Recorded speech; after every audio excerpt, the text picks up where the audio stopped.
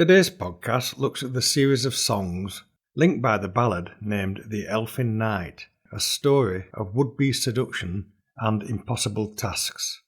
Along the way I'll sing samples of the tunes associated with the songs and look at the background and printing history.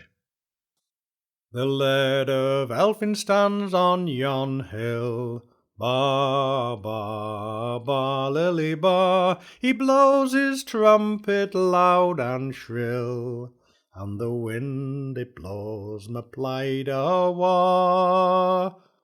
If I that horn held in my kist, ba ba ba lily ba, and then get wedded with him next, and the wind it blows my plaid awa.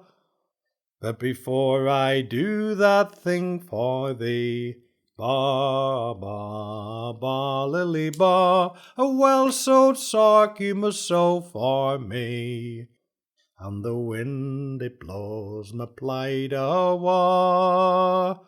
With an eyeless needle wanting thread, ba ba ba lily ba, a well-sewed sock you must sew for me, and the wind it blows my plaid awa.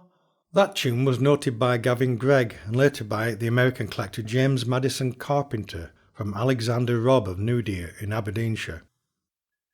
A young maiden magically summons the Elfin Knight into her bedroom, but he tells her she's too young for him to marry her and sets her impossible tasks to perform before he'll become a lover. She counters this by setting him equally impossible tasks. When the Elfin Knight declares that he's already married with children, she quite rightly rejects him and he disappears. It's important to establish the full story because later versions of the song, which we'll look at, only retain the tasks, and these don't always make any obvious sense. This is a song in the form of impossible tasks, which might seem as a variation of the songs containing riddles and conundrums. These have been incorporated in folk tales and songs throughout Europe and North America. It was an old custom in Scotland and northern England for the bride-to-be to personally make the dress shirt in which the bridegroom was to be married. Gavin Gregg felt that this might be the root of the ballad tasks. The young girl countered the impossible task by setting equally impossible tasks linked to farming. The earliest recorded form of the ballad, The Elfin Knight, dates back to a broadside version printed in the 1670s. It can be found in the Pepys collection of broadside ballads under the title The Wind Hath Blown My Plaid Awa. The earliest version collected through a traditional singer was printed in Kinloch's Ancient Scottish Ballads in 1827. When these early versions were collected, it was the words that attracted the attention and the tunes were ignored.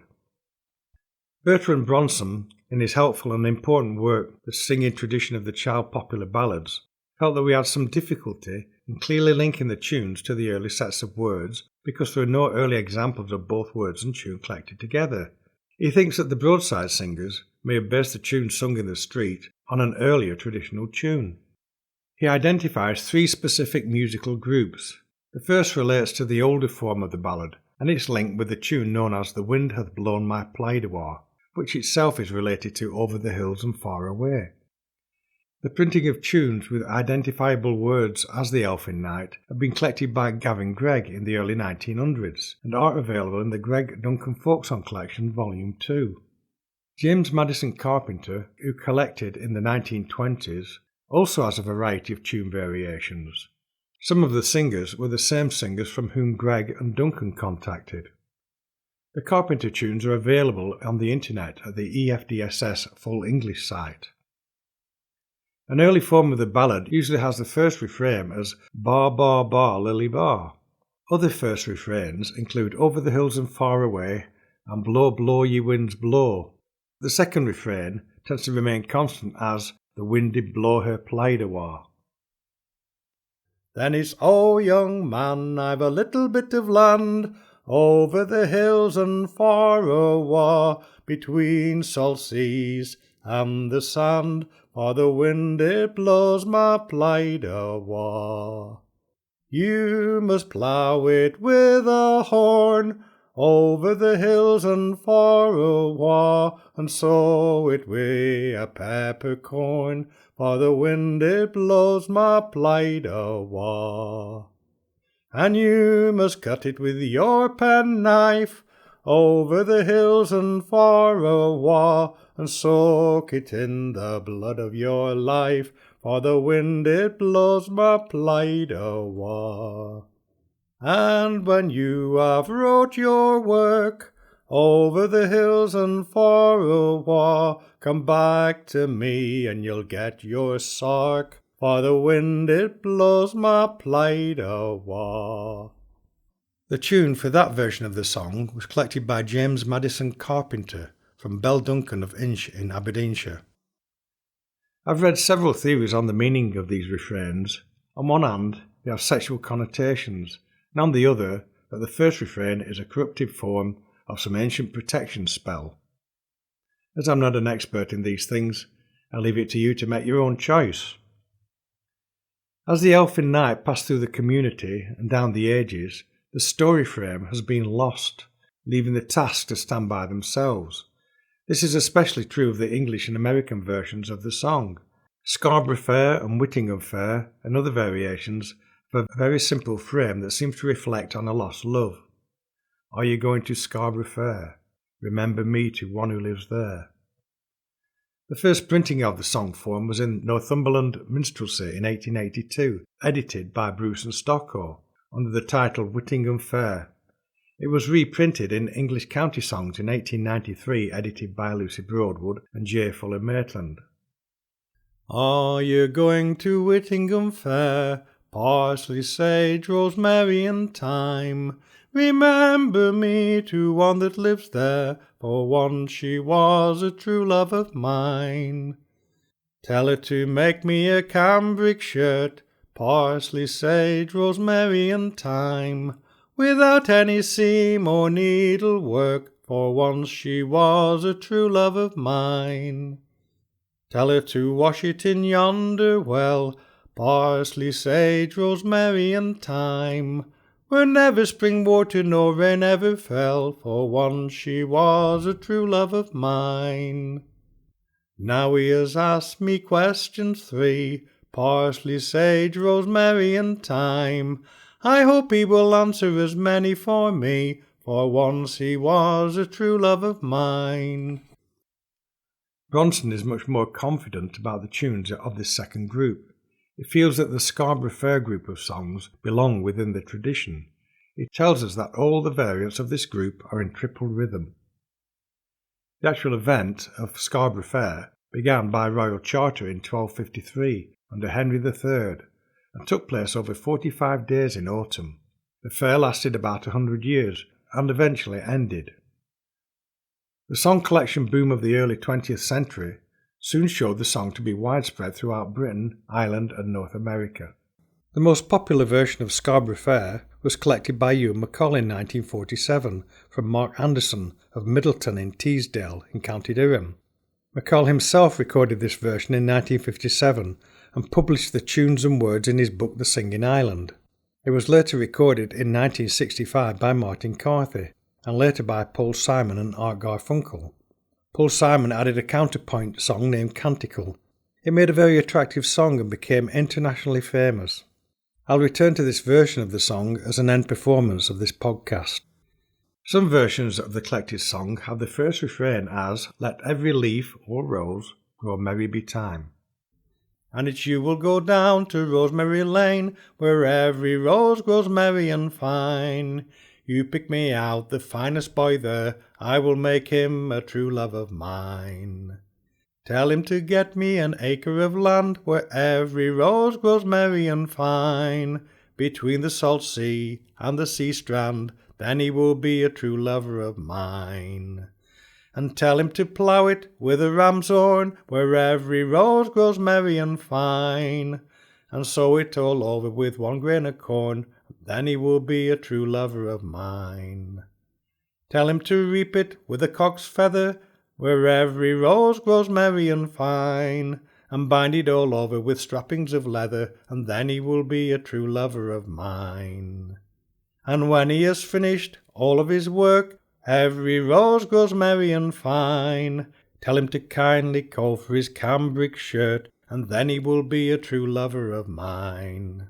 The tune and words for that version was collected in 1972 by Tom Munnell from Mrs. Elizabeth Jeffreys of Kilmore in County Wexford in Ireland. It's very similar to a version collected in 1954 by Seamus Ennis from Thomas Moran of Mohill. The most recent herb motifs such as parsley or savoury, sage, rosemary and thyme has been subjected to some study. Lucy Broadwood, in an article for the Journal of the Folk Song Society of 1907, and Annie Gilchrist, in a further article in the Journal of the Folk Song Society 1930, tells us that traditionally each of the herbs was a protection against evil or sorcery. The herb motifs also denote human characteristics.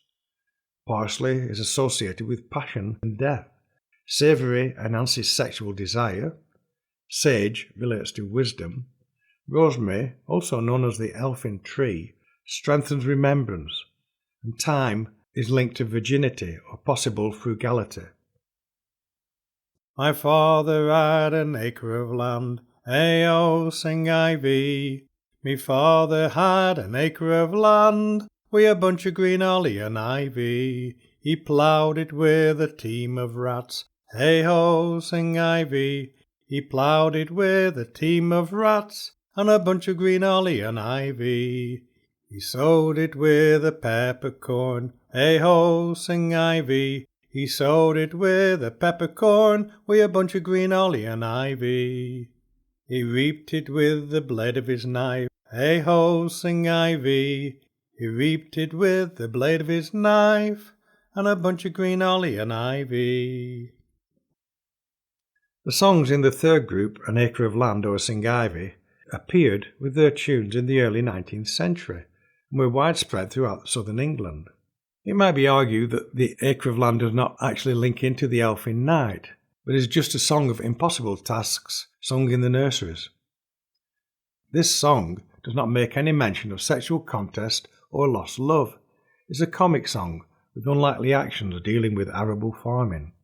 It does, however, contain links to the tasks set by the woman in the Elfin Knight and may well have been originally influenced by the Elfin Knight. The refrain within Acre of Land, a bunch of green holly and ivy, are linked to counterspells and protection against sorcery. Holly relates to purity and blocks unwanted forces, and ivy protects against witchcraft. So a reference back to the Elfin Knight? Well, you decide. I will end this podcast with a performance of Scarborough Fair performed by Catherine McGurk Madge. The tune and words were collected by Ewan McCall in 1947 from Mark Anderton, who was a lead miner of Middleton in Teesdale in County Durham. Are you going to Scarborough Fair? Parsley, sage, rosemary and thyme. Remember me to one who lives there. For once she was a true love of mine. Tell her to make me a cambric shirt. Parsley, sage, rosemary and thyme, without any seam or needlework. And then she'll be a true love of mine. Tell her to wash it in a yonder dry well. Parsley, sage, rosemary and thyme, where water never sprung nor drop of rain fell. And then she'll be a true love of mine.